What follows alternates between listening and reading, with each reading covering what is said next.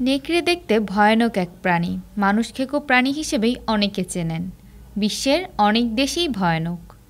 এই নেকড়ের হামলা নিয়ে বেশ কিছু ঘটনা ঘটেছে। এবার বাংলাদেশের পার্শ্ববর্তী দেশ ভারতে এই প্রাণীটির হামলায় বেশ কিছু মানুষের মৃত্যুর খবর পাওয়া গেছে। ঘটনাটি ঘটেছে ভারতের উত্তরপ্রদেশের বাহরাইচে।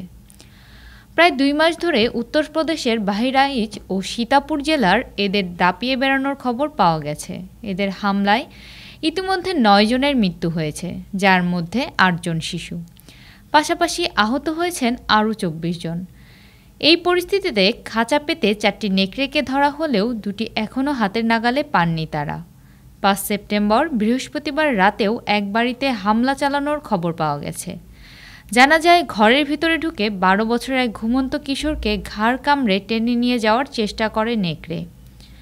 ওই মুহূর্তে চিৎকার করলে পরিবারের অন্য সদস্যরা জেগে উঠলে শিকার ছেড়ে নেকড়ে পালিয়ে যায়।